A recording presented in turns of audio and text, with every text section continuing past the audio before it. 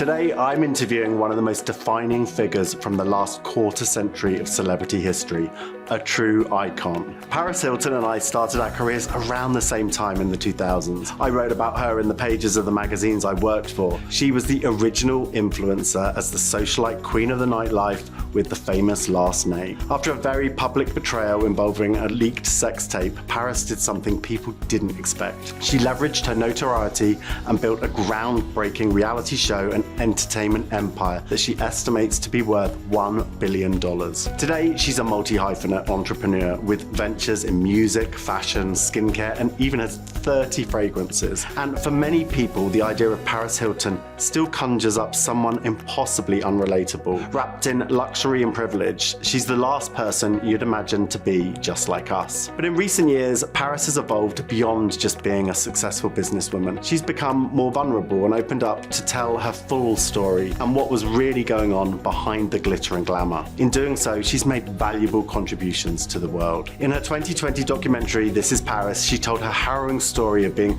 sent off to Utah's Provo Canyon School and became an advocate for survivors of the troubled teen industry. Leading to the passing of legislation reform, she also uses her platform to talk about the misogynistic treatment of women in media and her charity work, including launching funds for wildlife relief, and is a vocal advocate for animal welfare and for the neurodivergent and the LGBTQ communities. And so, although Paris may live the high life and may or may not have an entire room dedicated to her 10,000 pairs of sunglasses, she has challenges and setbacks that reveal she may just be just like us. Today, we'll dive deep into her life and her documentary, Infinite Icon, a visual memoir, and assess how just like us is Paris Hilton. So, do you have a room for 10,000 sunglasses? I have lots of sunglasses. And that was at my other house that I just moved into. So this house has my glam room and it has my 10,000 sunglasses in it, yeah. So I like to start at my interviews with a little ritual about something personal about the person. And I was so dumbfounded that you have 30 perfumes. I asked your team to send me some so that we could test them. So tell me about this one. This is my 30th fragrance and it's called Iconic.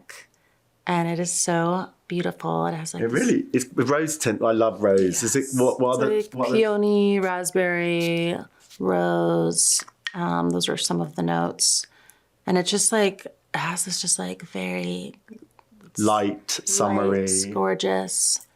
And I feel like men and women could both wear it. I wear rose tones and sometimes. I love it. If you've got 30 perfumes, how do you decide what to wear in the morning? I just kind of like what mood I'm in. I love that I have one literally for like every day of the month because there's 30. And do you only wear your own? Yes. I've not worn another person's perfume since I was a little girl. But it's such a dream because when I was a little girl, I would always go into my mom's boudoir and she collects perfumes and my sister and I would be playing with all of them. And I was like, Mom, one day I'm going to have my own perfume. So now to have just released my 30th is just another dream come true. Well, it's not just like us to have 30 perfumes, but they are quite reasonable, right? What's the price point? Yes, these are at Ulta Beauty. And for the size, this one's 80. So we're here in your craft room and this helps your ADHD, right? It does. This is like, if you looked inside my mind, what it looks like. I feel like the camera can't see it all because like the top with the rainbow and the butterflies, the clouds, like it feels like a dream. And when I walk in here with the kids, like we have so much fun doing art and just hanging out. And it's also my office. And I love being able to look out the window and see like my 1111 office and the waterfall and the just beautiful backyard and all of it. It's your safe space. Yeah. It just literally looks like when I was little, I would make like mood boards and like manifest what I wanted in life. I really like this is what it was. And crafting gives you that safety. I love it. Well, we're here in your home. It's absolutely beautiful. It's Beverly Hills. It is not quite just like us, but it is very unapologetically you. Are there any elements of just like us around the house? Are there like piles of unfolded laundry? Are there dishes filling the sink? I feel like it's just like any other family's house with kids. You know, there's toys everywhere. There's, of course, like the laundry room has the laundry. But then also we have like a water slide and like the pink tennis court and all the other fun things. It's like the ultimate fun house. Like, I feel like this is like the house I dreamed of since I was a little girl. So it's fabulous, but it's relatable and family, just like everybody else, just like regular folks. Yes. And I think that's what your new documentary really shows as well. It's an exploration into the human side of you, the just like us side of you, because it shows your life as a music icon, and it marries that with the vulnerability of what you've gone through. Behind the stardust and the glitter, it says, I am human. Like, what do you want people to take away from the documentary? I feel that this is really like a third part of a trilogy. Like, the first time I really opened up and, you know, showed people who I was through my first documentary, This Is Paris, and then going even deeper through my memoir. And now in this part with Infinite Icon, it's like my whole life through the lens of music and just going back, you know, from the beginning, from since I was a little girl and all these dreams that I had, but then just going into so much more, because I feel like within these past 5 years, I've just been on this whole journey of self-discovery and just learning so much and healing so much, and just so much has happened. So I just wanted to show that story, and I feel like it's also a story that others can relate to as well. I think we're going to go talk through lots of those different points on there. But to start with the music, I loved seeing you on the stage and so happy, and it being such a fulfilling journey. How does it feel to be up there when you're performing that concert?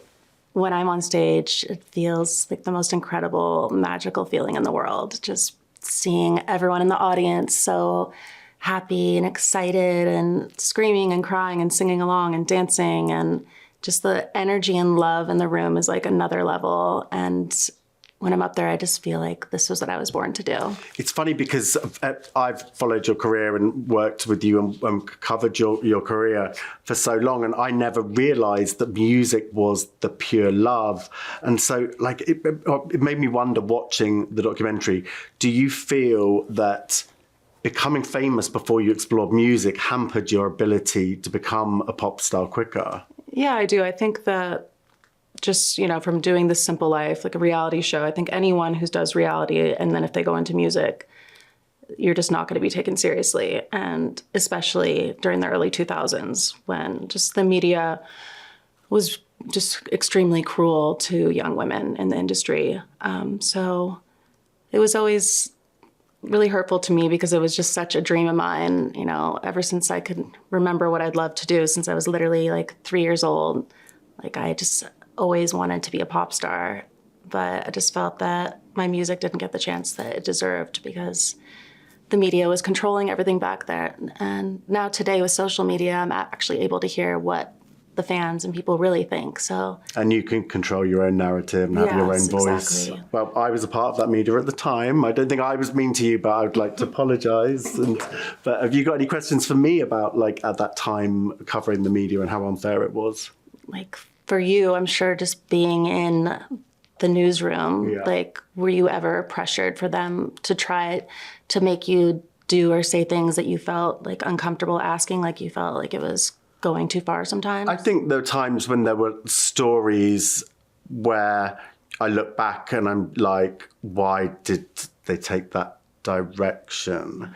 And it questions, I think, I believe media reflects society, and society was meaner back then, and that's what people wanted. Now people don't want that. There's different meaner elements on social media, but I think it's an interesting question. I think there are certainly things I regret being involved in back at the time, and I think the media has done better in recent years, and I hope you find that as well. Definitely. I know that so many of the things, you know, the way that myself and other girls were treated back then would not happen today. It would not be accepted. So at least it's changed for other people. Yeah, so I think that's like the silver lining. You had to go for a lot of pain to get there. A big theme from the documentary is music saving your life. Tell me how that worked for you. Just, you know, just from going through so many traumatic experiences as a teenager, and, you know, it was just so painful and traumatizing. And when I got out of those boarding schools, I just remember, like, when I would go out at night, it was like the one thing that I would just forget about all the pain and just like lose myself in the music and just have so much fun. And I just felt like this whole community where I just felt so accepted and no one was judgmental. It was just all about having an incredible time. And I don't know, I love music. I love to dance. I love the lights. I love the people. The escapism. Yeah. You've been through so much and you touched on some of it there. What has been the hardest thing to recover from? You've dealt with sexual abuse as a kid, Provo school, the sex tape, the media treatment. What's been the hardest thing to heal from, do you think? All of it. I think these are things that will definitely affect me for the rest of my life, but especially being in these schools, which my parents were told it was called emotional growth boarding schools. And they were sold a lie. These places are so manipulative, and their marketing tactics, everything. They had brochures where kids were smiling and there was like rainbows and people were riding horses and everyone looked so happy. But what happened behind closed doors was a completely different situation. And it was terrifying just to be around these adults who were literally abusing all of us in so many ways. And it took many years for me to even talk about it. It was so traumatizing where it took me, 20 years to even tell anyone. Why do you think there was a shame attached to it? Definitely. And I think that's a way they get away with it, where they shame the kids in these places so much where we were just too embarrassed and scared to talk about it. And it was just the things that happened were just so like crazy. You wouldn't feel like anyone would believe you, and you kind of go into it being told you're a bad kid. This is why you're here. Yeah. And it's horrible what they do in these places. And plus they get away with it because they can say to the parents, oh, they're bad kids. They're lying. They're manipulating. They're trying to, go home. So they're going to say that we're abusing them. They're going to say this. They kind of tell the parents what they're actually doing in there, but they say that the kids are lying. And of course, if you're sending your child to a place and you think they're going to be protected and you have no idea the type of people that work at these places, it's, a recipe for disaster. I mean, I read in your memoir saying that you were encouraged to verbally abuse each other and then hug each other afterwards. Like, how do you untangle mental abuse like that? I don't understand. It blows my mind how they think that that's therapy. And when you go into a place and you come out more traumatized than when you went in. Did it make you scared of therapy after that? Yeah, I've never had therapy after You've never had therapy after that because? It made me not trust anyone, especially people like therapists, because I just thought they were all those type of people. And it was just, now being a mom, it just makes me even more just upset. And that's why I just want to continue fighting and using my voice to make a difference for these kids, because nobody has believed them in so many years until I've told my story, and now it's started an entire movement. So it's just, it's been so difficult, and especially for my mom and dad to hear about these things, because they had no idea. The forgiveness, even though they were tricked, the forgiveness process for you with them must have been so difficult. Because I knew that they had no idea, because none of the parents knew that this was happening. And it's been like my mom has just been so sad just to hear what has happened. And she's been coming with me to DC to help speak with the other parents and to let them know her story as well, because it's important for other families to know, because I feel like the parents are just as much the victims in this. Well, thank you for using your voice for good. Thank you. You're doing really good for the world. The most meaningful work of my life. Like when I was a little girl, I would have no idea that one day I would be testifying in Congress and would have passed 15 state laws and passed 2 federal bills to protect children. So it makes it all worth it that I'm able to help that from happening to others. Good. You should be proud. So instead of traditional therapy, music's been something that really has helped you escape and disassociate with a lot of the pain and the healing. What do you think would have happened if you didn't have music to help you? I don't know.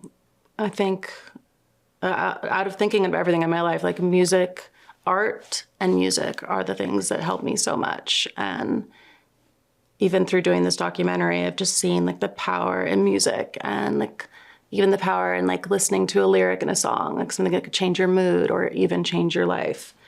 And just so many of my fans have come up to me and said, thank you so much for your album. It saved my life. Like, thank you for your memoir. You have no idea how much it means to me. So just to see like the impact it could make on someone's life. And I love that I'm able now to have these concerts and create these safe spaces where my fans can come and dress up however they want to wear like these outfits and have so much fun and just lose themselves in my music and have the most incredible night and forget about anything bad that's happening in their life. What's the darkest moment you've been through? Was it in Provo? Yes. Just the things that happen to those places should never happen to anyone, and especially not a child. And just being terrified every single day of like what was going to happen next. And then having severe nightmares about it for 20 years until I started telling my story. Were there moments where you didn't want to be here anymore? When I was in there, everyone I felt that way. Like you just was like, it would be better even not to live than being in these type of places. But it did make me really strong, where it almost prepared me for Hollywood in a sense, because I don't know if I could have survived the 2000s and the way I was treated unless I had already been through such hell before. In the documentary, there was a line that really stuck with me where you said, life doesn't stop with the drama, so neither should you. And I found it really interesting and something I've tried to embrace. Like, life is crazy and bad things are always going to happen, and you've just got to power through. And we see that in the documentary when the fire happens in the trailer, and you've just got to keep going. It's a pivotal moment in the production of the tour. How do you manage to carry on when bad things happen? And you're somebody who bad things have happened constantly, and you are always smiling. You're always positive. From going through so much in my life, it's made me so strong and resilient where I can make it through anything. So no matter what life throws at me, it just continues to make me stronger every single time. Well, I'm loving this pop journey. What do you want to do next with your pop career? This has just been so much fun, just living out my dreams. And now I've been in the studio for the past year and just finishing up my third album, which will be released next year. And I can't wait. We have a big tour planned, so I can't wait to perform all around the world and then get started on my fourth album. This is what I love to do more than anything. Have you got advice from your musical friends like Brittany? We were just talking about music the other night. We were in Cabo for her birthday. I read about it. Yeah, so it was such an amazing night. And yeah, we always love to like play music. We love to dance, and we were just talking about like what our favorite songs are and like what type of music that we love. And do you think you could ever do anything with her? that would be iconic. So we'll see what happens. Yeah. I love her so much. She's an angel. And you threw her birthday party, was that accurate? Yeah. That's lovely that she's got such a good sisterly bond with you, and you keep it very low-key as well, and I'm sure she appreciates that. You're someone who is super famous. Do you ever wish you weren't famous at all? I feel like this is something I was born to do as well. I feel like there's certain people in life that this is like what they're meant to be. So even though it's been so difficult and hard, I try to think about all the beautiful things that come with it. And I really see fame as like a superpower to make people happy. So I love that I'm able to just make people's days by like taking a photo with them or spending time with them or just anything, smiling. I feel like it just makes people so happy. So I think that the good things you can do with it. And I love that I'm able to use my platform just to make a difference in other people's lives. So even though it has been very traumatizing at times, it's worth it. I like that. I love that you're using your fame and your platform to do good in the world. How about money? Do you think money brings you happiness? It does, because I have worked so hard, and success is something that has always really been a driving force for me. And I feel very lucky just to grow up in my family and have incredible business mentors of my grandfather and my parents. And I always have loved to make them proud. And I love that I've created this entire brand and empire, and now 1111, my media company. So it makes me happy because I'm able just to feel that happiness. And I think that also just from going to those schools and being so controlled, that I made a promise to myself that I was going to work so hard and become so successful that no one could ever control me or tell me what to do again. So I really see it as freedom. So you used the pain that you went through and the restrictions and the abuse to drive your ambition. Yes.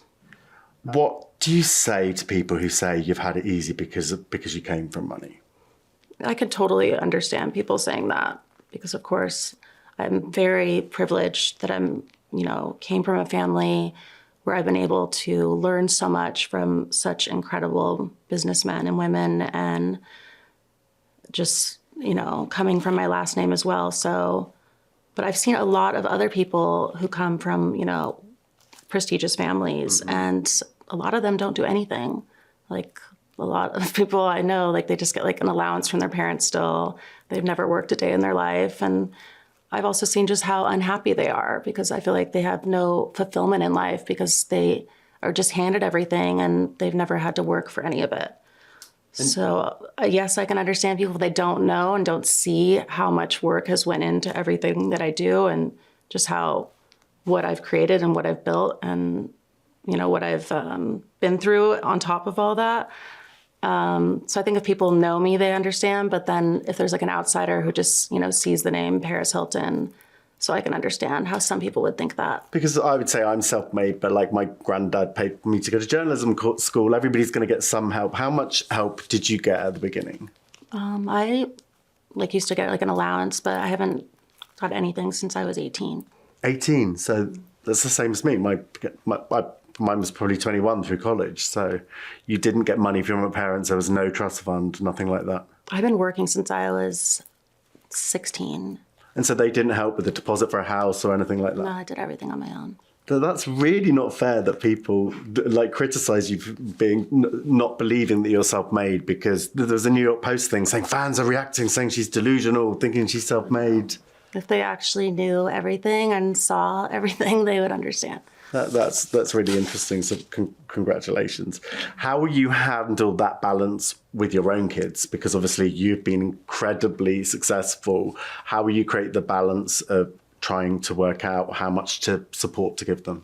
I think it's, I've just from growing up in this way and seeing so many others, I think if you spoil your children, you will destroy them. So that's something that my husband and I talk about, where we, of course, want to give them the most beautiful life, make them so happy, but we also want to instill that work ethic in them and make them want to do something with their own lives. And I think with my babies growing up and seeing just how hard I work and everything I accomplish, it's going to be really inspirational to them. And that's why I've built so much at the house, where I have like my recording studio here, the podcasting studio, the photo studio, just like so much of my work I'm able to do from home, and my kids are always there watching everything. So I feel like that will be instilled in them. Just like anytime I'm in a meeting here, like they're sitting on my lap. So like I feel like even though they're babies, they're soaking it in, and they'll continue to do so throughout their life.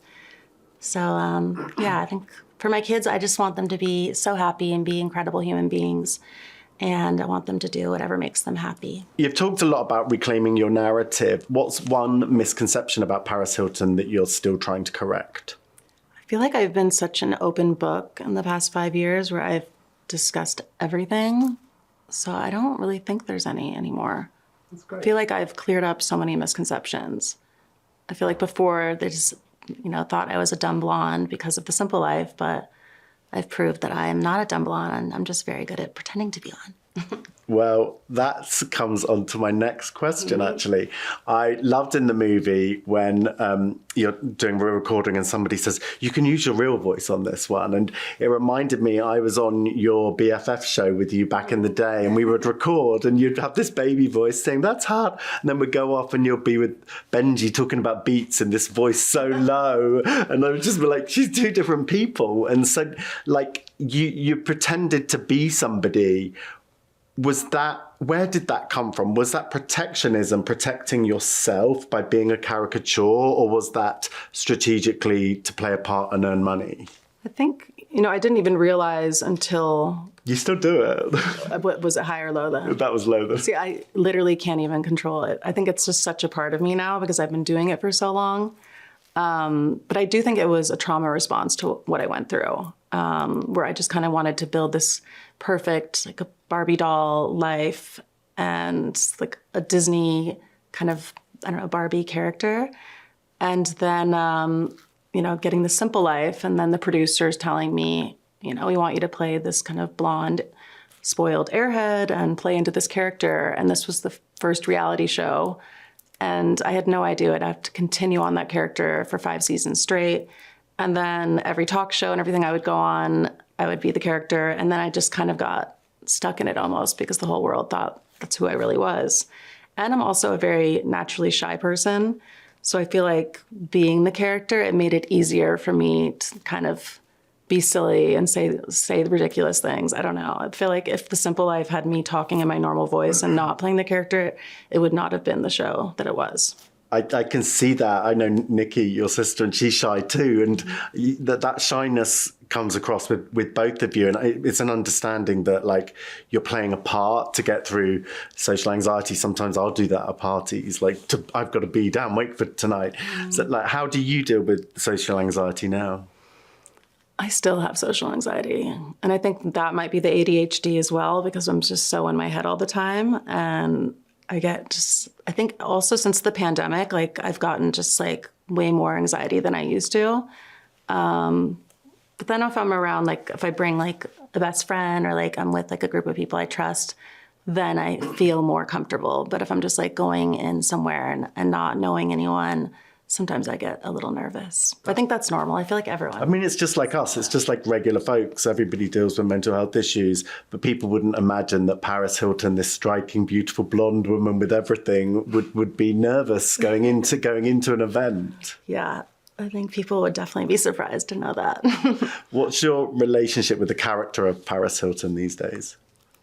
Well, I think before I saw it as like a form of protection, and now I see it as like my just fun, silly side. Like, you know, there's a time and place for everything. And like when I'm doing TikToks or just like doing certain content or, you know, like different campaigns with brands and they want me to play the character, like I will do it and I love doing it. And then obviously when I go to DC and I'm speaking on Capitol Hill and talking about serious subjects, that's when you see like the real side of me. But yeah, I can do it back and forth. We can all have silly sides and serious sides. So it's fun. I think a lot of artists and people do. Like a lot of people I've spoken to, like actors. Beyonce, Sasha Fierce, J-Lo, Jennifer Lopez. Yeah. Like we all have that. And then we all have the one when we're at home, you know, chilling in our sweats and just like laid back and just like ourselves. So you are just like us. You're playing the part of an entitled heiress, but now 20 years have passed. I have to ask you the question. Was the Walmart question set up, or did you really not know what Walmart was at the time? I did. You did know? I did, yeah. You knew. I just thought it would be a funny line. And you came up with a line? It wasn't like I thought about it in advance because I didn't even know we were going to talk about Walmart. Yeah. But when it came up, I was like, in my mind, I was like, this will be funny. I had no idea it would be such an iconic line that people to this day still say. And now I have like my entire kitchenware and homeware and your fragrances are in Walmart. All of it, yeah. So when was the last time you were in Walmart? I was there 2 weeks ago. In Arkansas, actually. Oh. I go there all the time to go meet with the whole team out there. And I was showing them all the new products from my new line for Paris and Pups and my new homeware line and kitchenware line and storage line and all of it. I have like over 400 SKUs of products inside of Walmart. So now I know they don't sell walls, they sell Paris Hilton products. You're just a comedy icon. Moving on to something a bit more difficult, the sex tape. It's really heartbreaking looking back on in the documentary when you talk about it, that you had no agency about this. Besides Pamela Anderson, you were the first celebrity to go through this publicly, and internet was different, copyright was different. It was a wild, wild west, and now it would be impossible to happen. Like, was there no way of stopping it coming out? How was that time? It was just humiliating, so painful. I did not want to leave my house. It was just, you know, just trust somebody and have them violate me like that was just the most horrible thing that you could do to a person. And there was nothing that I could do about it. And yeah, that's something that will haunt me the rest of my life. And if that happened today, it would be illegal. So I mean, I think like another thing I went through that now it would be illegal for people today. So I think that, again, is the good part, that other girls don't have to go through that. But yeah, that was... I mean, when you frame it that this was a young girl who who was coerced to do this and then was publicly humiliated and then flogged for it afterwards, it really wasn't fair. I'm not going to mention the name of the guy because you cleverly didn't do that in the doc. Have you ever spoken to that ex again? No. Would you ever have a conversation with him? No. Have you thought about when your kids find out about the sex tape and how you'll approach it with them? That's going to be a really just painful subject to talk about. Like, I don't even know. Like, I haven't even thought about what I'm going to say since they're only 2 years old right now. But hopefully by talking to them, they'll never have something like that happen to them or they'll be taken advantage of. So it's just horrible. And now just being a mom again, just thinking about that just makes me even sadder for me that I had to go through all that and so publicly and have people vilify me for it when I was just a 19-year-old kid, basically. Yeah, the media were just brutal for you, the news media particularly. The expert in the documentary said you were targeted because of your intelligence to play the game effectively. We kind of played the game together, similar to Princess Diana. You worked with the press at times, welcomed them into your life, posed for the paparazzi. Do you think you paid the price for that by welcoming the media? I didn't think that was fair at all. I was always respectful and kind, and I knew that people were just trying to do their job, so I would always be nice to everyone. I never was one of those celebrities that would, tell them off or go off on them like I've seen some people do. So I just thought it was really unfair the way that they did that. I'm going to read some of the headlines from the documentary and just ask you, how did they make you feel back then? Like the idea that this was a description of a young woman in her early 20s. Paris Hilton, what's the point? Famous for nothing, bimbo summit, no brains, all fame, a new low for celebrity culture. Like, you're human just like the rest of us. How did that feel at the time? It was really hurtful. I was just a young girl, just living my life, but I had the whole world watching and judging and picking everything apart, and just I felt like no matter what I did or what I accomplished, people just refused to, I don't know, just see me as like a human being. It was just like a cartoon character, like a punchline that they would just make fun of. And it just always hurt my feelings because I've always been such a sensitive person as well. And then on top of it, when having ADHD, we experience emotions like 10 times more than a neurotypical person. And especially there's something called RSD, which is rejection sensitive dysphoria, which 99% of people with ADHD experience. So to have things said like that is just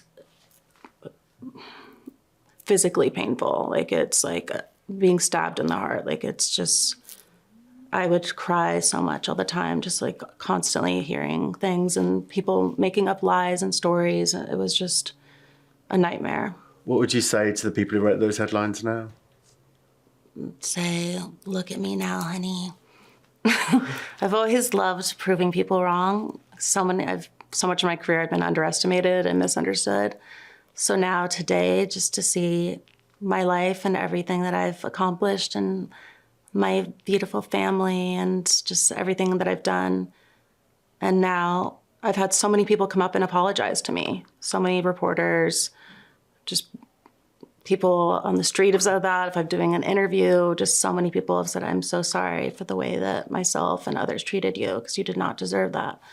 So it's very healing to hear that from people, to realize that they know it was wrong. What advice would you give to the young girl who's going through that now? My advice would be that you shouldn't listen to people like that, that what matters most is what you think of yourself. So don't let that outside noise affect how you feel about yourself, because a lot of people can be mean, especially, now with the internet and, people are able to hide behind a computer. And it's a different form of meanness now. It's different. I feel like the media wasn't like that, but then there's like the internet trolls who are just like these people living in like their parents' basement, like miserable with no life, and like just sit on the computer all day, just writing rude things to people. Like I just would tell them, like I would feel bad for these people that they are that miserable that they need to go and try to tear you down, and don't let it affect you. In the movie, I found it really interesting you talking about your ADHD, and thank you. I think, I believe with mental health challenges, it's so important to talk about them and normalize them and destigmatize them and make people feel less alone. And you've been a leading person with ADHD to do that. And the quote that really hit me from the documentary was, "I have all the success, but I wish I could be as happy as someone without the ADHD demon voice, who had had all these things, would have had all these things." So do you still feel like that? It's gotten much better. Like now that I've really studied and researched and know so much about my ADHD, but growing up, no one was talking about it, especially with young girls. So I had no idea, like being in school and constantly getting in trouble all the time, like not able to focus, like always in detention, always failing like all the tests because I couldn't remember anything, or like losing my homework. Just like so many things would happen. And, people with ADD would just be called like bad kids. Yeah. And I think that's, one of the reasons I got sent away to these schools is because of it, because I just was not able to focus in school or anything, no matter how hard I tried. And then now knowing that the voices from that are negative self-talk are not true, like that is always a good thing. So anytime I do have that happening, I'll just immediately say, "That's not you, that's just your ADHD." So that's how you manage it. I really love sharing solutions to that's how you... I talked to this amazing doctor named Dr. Hollowell, who was like one of the leading ADHD psychiatrists, and he has it as well. And he calls it the demon. It's called DMN, which is like the default mode network, is what the real term for it is. In the documentary, you call it the demon voice. Demon. I found it fascinating, the idea that all of these mean things are being said about you in the press, but it's worse in your head, that you were saying worse things about yourself. Yeah, so that was just painful. And I think through doing this documentary, like, I feel like I never even gave myself the credit for like how much I survived even going through that. Like after everything I had already went through in these schools, then, coming out into Hollywood and then having the media say all these crazy things. Like it was just so traumatizing back then. So I'm so like grateful now to have healed from that. And now I'm able to tell my story to others, because I know there's so many other, kids who have ADHD who I'm sure are going through the same thing right now. And just to tell them and let them know that this is something that we all experience and that those things are not true, and to be strong and to lean in on it is your superpower, because I wouldn't be the woman I am today without it as well. Like I wouldn't be the entrepreneur I am. I wouldn't be the creative I am. I wouldn't have so many different businesses without the ADHD. So I want to inspire others that this can be a superpower and you can just lean into what you love. They say that we can't focus, but that's not true. We can hyper focus like no other. We just can't focus on things that are boring. But the things that light us up, we will focus like a superhero. That's really interesting. Mm-hmm. It's just that all of our brains are worked differently. And exactly. So the fact you're talking about it and normalizing this and showing it's actually a positive, not a negative, is a great example for society. So yes. Thank you. I've had so many families, kids, people come up to me and say, "Thank you so much for writing your song ADHD. Like my child used to be so ashamed of it, but now that's their anthem and they're singing it every morning and telling everyone ADHD is my superpower." So I love how I'm able to reframe it, especially for these young kids growing up with it, because I know that a lot of them are struggling. And back in the noughties, you felt you couldn't admit to having any weaknesses, and now it's different. Opening up with your vulnerabilities is your superpower. Yes, for sure. Growing up in the 2000s, like no one was even saying the word mental health. Like if you heard that, they'd be like, what? Like mental hospital? Like they wouldn't understand that. I'm a big believer, and I've done a lot of work in the mental health space, that like everybody has got somebody in their family who's going through something scratched beneath the surface. I've got people with PTSD, ADHD, clinical depression, and people don't talk about it, and we should encourage it and make people feel less alone. So thank you for all of your work. Thank you. I think it's amazing seeing this new generation and how open they are.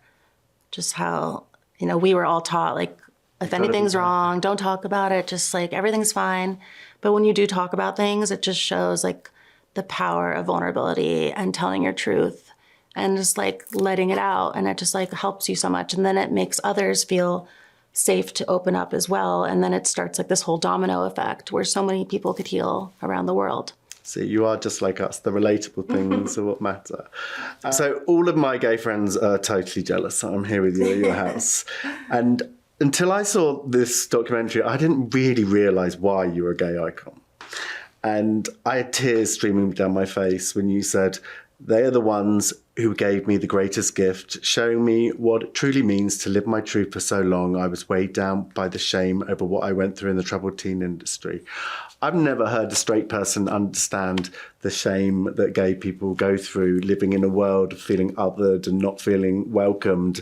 And the fact that you could empathise with that, with what you'd gone through, I found that really powerful. So thank you. When did you realise your similarities with the gay community? Just especially getting out of those schools. And then David LaChapelle and I have been very close friends forever. And I was one of his muses. And he would take me to all the gay clubs. So I was hanging out with like him and Amanda Lepore and like Patricia Field and like that whole club scene. And just feeling so like much love, so accepted. Just seeing these people who just like live their life out loud, just beautiful inside and out. And just learned so much from that. Just an incredible community in so many ways. Pride is my favorite time of the year. It's so much fun just being on stage, performing, going to all the gay clubs and feeling the energy, the love in the room. It's like nothing I can even describe. It's just so much fun. Well, thank you for your support. The way you vocalised that connection to the community was so breathtaking. Like, how have you dealt with that shame that you talked about? I've just felt that a lot of the things that have happened in my life are because other people hurt me. And another message in this film that I want to have others know is that the shame should not be on us. It should be on the people who hurt us. And I was actually speaking with one of the survivors who went to Provo Canyon School with me, and she said that to me when we were doing my first documentary, and that's something that has stuck with me ever since, and it's so true. I feel like so many of the times, so many of us have held on to shame, which never should have been on us. It should have always been on that person who hurt us. So I think that's such a powerful message for people to know in their hearts, because I feel like that would take away a lot of pain from people if they knew that. Motherhood, they say becoming a parent will humble you and make you just like us. What's one way your kids have humbled you recently? They are just my everything, my world. And every day with them just feels like a dream come true. I've always wanted to be a mom, and now to have these two little angels who are just the cutest little fun, like sweet, smart. They're just everything to me. I'm so lucky that I'm their mom. When was your latest breakdown in tears, mummy meltdown moment? They're such good kids. I know I've never had like a meltdown moment. They're really well behaved. They're so well behaved. They're so like just smart. They're so kind. They're so gentle.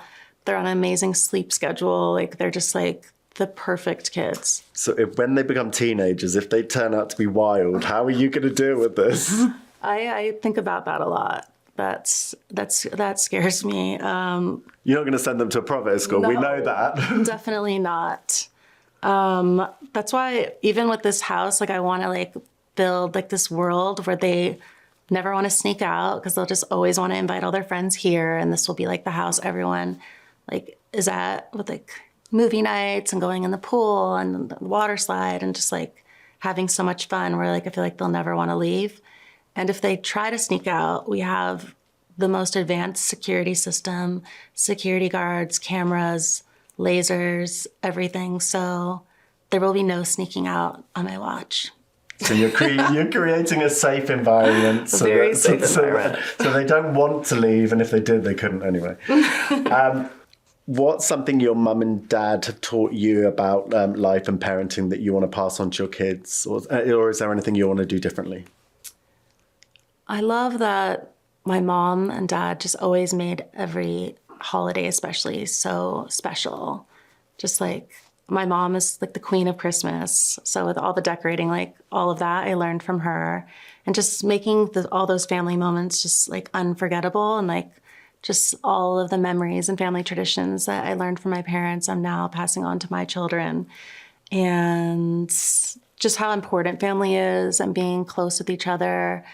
And yeah, just like the holidays are so special. And I love that my mom really instilled that into me. And how is Kathy as a grandma? How is Grandma Kathy? Is she hands-on, or does she spoil them rotten? Don't call her grandma.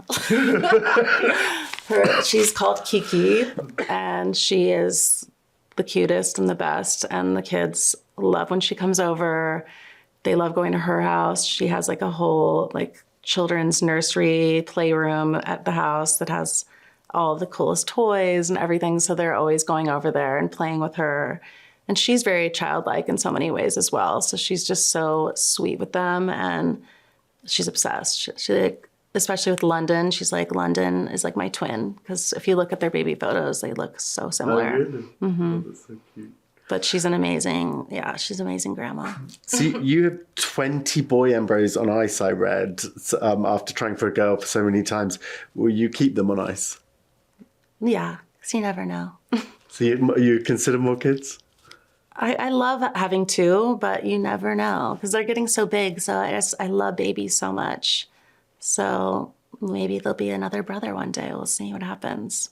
Or if someone in the family needs one, we have lots of boys. We talked about this earlier about how trolls and social media are difficult, and there's so much mum shaming on social, like critiquing like a baby's physicality. It's so appalling. How do you handle things like that? What does it bring out in you?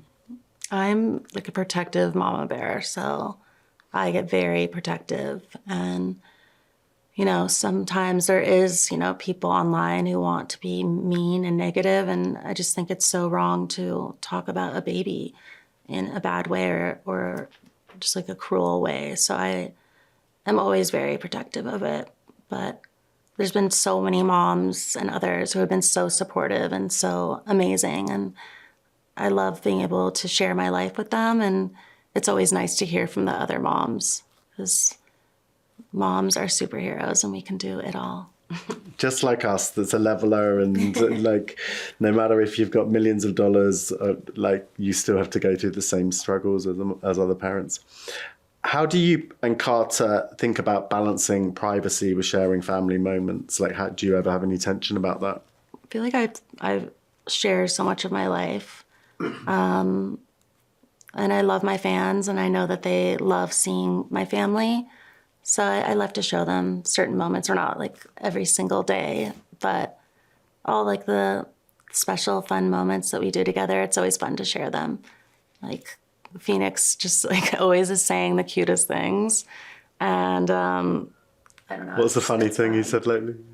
He just everything. Like he says all of my catchphrases, like that's hot, iconic, loves it. Sliving says. He says Sana song. He loves singing that song. London just learned it, so she's now saying it. Iconic is London's favorite word, and it's our dog's name as well. I love it. So they're just so cute. I'm like obsessed. I can't take it. So the whole gang now, the crew back in the day are all mums. Do you and Kim Kardashian ever bond over motherhood these days? We do. We talk a lot about our kids, how much fun it is to be a mom. I met Dr. Wong through her, who was both our doctors for our babies. And she's such an amazing mom. Did she give you advice? She said just to like soak up every moment, because it goes so fast and they are just growing up so fast. How often do you two hang out? We're both so busy. So anytime like during the holidays or if it's like an event or something. But I love her so much. I'm so proud of her. Carter seems so supportive of you. How do you parent together? We're just the best parents. We have so much fun with the kids. Carter is just so sweet and fun and gentle and just an amazing dad. And they love him so much. And we just have the best time with the kids always. Do you agree on all the parenting principles? There's not come up things you've disagreed with so far? No. You sorted that all out beforehand? Yeah. How does he really feel about your obsession with pink and your interior design? Like the pink tennis court and everything? He loves it. He loves anything that will make me happy. It's like really incredible. That is an amazing moment, because the next question was how and when did you know Carter was right for you? But like, I just knew right away. There was just something special about him. I could just tell, like, just right when he looked at me and smiled, like I could just look in someone's eyes and see whether like they're a good person or not. And he has such incredible family values. He's so kind and patient and loyal and sweet and funny and loving and lifts me up in a way that no one ever has before. And he seems to love you for you. yeah, I just feel like so safe with him, where I feel like anything is possible. And that's an amazing feeling, because it's been so hard to trust people with everything that's happened in my life. And, you know, I met him at a time where I just was like, I'm not even going to get married. I'm not going to be with anyone. Like, I don't need a man. And that's what I was thinking, and then met him. So they always say, like, love will find you when you're not looking for it. And I never believed that either, but I guess it's true because it worked with me. And so you've done so much. What unfinished business have you got? What have you still got to prove? What's next?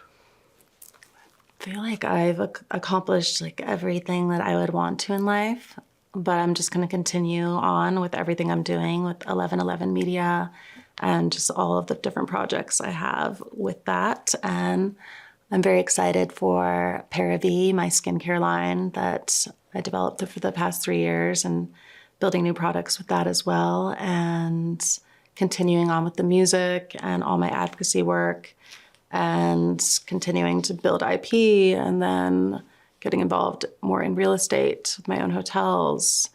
And just continuing. Paris Hilton hotels. We're rivaling Hilton hotels. The skincare line, you are aging backwards. You look amazing. Like, I have a LED mask, like just like us, but you have a whole machine, I read. The spa. The Sliving Spa. The Sliving Spa. What works the best for readers for anti-aging? How can we look as amazing as you? What works the best is ParaV, my skincare line, of course. And then the LED red light is incredible. Cryotherapy, hyperbaric chamber is the number one thing for longevity, which I'm obsessed with. I just invested into Brian Johnson's company as well, Blueprint, which I'm obsessed with. So I think, it's important to do all of those things, try to stay out of the sun. But that red light really does work. I have like a whole red light bed, which I'm obsessed with. And I'm building an entire spa downstairs, which will be like an 8,000 square foot longevity center and spa. So we go from an 8,000 longevity spa to testing how Just Like Us, because that's not quite just like us. But now it's time to find out how Just Like Us Paris Hilton really is. It's a quick fire round. Okay. Questions will come fast. The answers should come faster. And there's no hiding from your humanity. Are you ready to prove you're just like us? Yes. Stars Are Blind is one of my top 5 karaoke songs, but it's really hard to sing. Are you just like us, and have you ever sung karaoke? Yeah, I love karaoke. What are your songs? Do you sing Stars Are Blind? Yes, of course. Stars Are Blind, and I love Betty Davis Eyes by Kim Carnes. It's one of my favorites as well. So iconic, classic. How much help do you have around the house? Yeah, we have like the nannies, the people who help take care of the house, and the handyman, and all of them. And I love them so much. They're like part of the family. What's the most surprisingly normal thing you do every day that no one would ever expect from Paris Hilton? Most normal thing? Just being with my kids in the morning, eating cereal, What cereal? watching cartoons. I like Frosted Flakes. I love cooking. I love making French toast with Frosted Flakes cooked onto it. It's so good. That's a good American breakfast. She is just like us. How much do you spend on glam in a year, would you estimate? I don't know. I've never looked into that, but I'm sure a lot. What's one household chore you secretly love doing yourself? I don't know. You don't do any? Organizing. I like organising as well. Organizing. I like tidying. I hate cleaning. When was the last time you pumped gas? I used to pump gas when I used to drive everywhere, but I honestly never leave the house now, like unless I have to, and then I have a driver, and then I'm always just going directly from here to the airport and flying somewhere. So I have not done gas in a long time. But if I was driving, I would do it. I don't mind. You would? You don't mind? Okay. You are just like us. Well, thank you for sharing your incredible journey and the wisdom that you've imparted and how you've helped people along the way. And I do think how vulnerable you are, it shows that you really are just like us. So thank you, Paris. Thank you. This was so much fun.